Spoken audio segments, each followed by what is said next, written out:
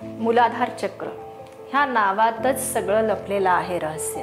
मूळ म्हणजे झाडाचं मूळ आणि आधार म्हणजे पूर्ण वृक्ष. आपण ह्याला जर इमॅजिन करायचं झालं तर एकीकडे आपलं शरीर आहे आणि दुसरीकडे वृक्ष. तर वृक्षामध्ये कशी तयार असते की जमिनीत आपण एक बीज पेरतो आणि बीज पेरल्यानंतर हळूहळू ते झाड ग्रोथ व्हायला लागतं आणि जेव्हा झाड पूर्णतः उभं राहतं तेव्हा फक्त त्याची मुळं जी आहेत ती जमिनीवरती पूर्णपणे खोल रुतली गेलेली असतात आणि वृक्ष हा पूर्णतः फांद्यानुसार, पानानुसार, फळानुसार पूर्णतः फुलतो. म्हणजेच आपलं शरीरामध्ये सुद्धा जेव्हा आपली चैतन्य शक्ती आत्मा जेव्हा मूलाधार चक्रामध्ये संकल्प टाकते, जर आपण ग्राउंडेड, स्थिर, शांततामध्ये असेल तर आपणही त्या वटवृक्षाप्रमाणे स्थिर जीवनाचा अनुभव करतो आणि इतरांना छाया देण्यासाठी आपण नेहमी तयार असतो. मूलाधार चक्र म्हणजेच आपल्या शरीरामध्ये ह्याचा अवयवाचा भाग आहे. दोन्ही मार्ग, कमरेचा खालचा शेवटचा भाग, पायापासून संपूर्ण हे मूलाधार चक्राचं कार्य आहे.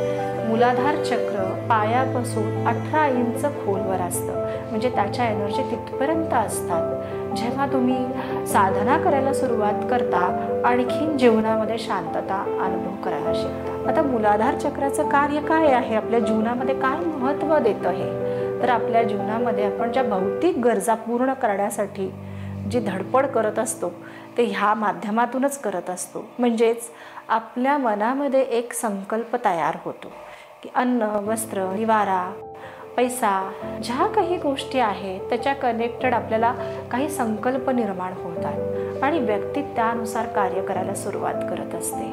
म्हणजेच सर्वायवल लेवल म्हणजेच ह्याचंच कार्य आहे.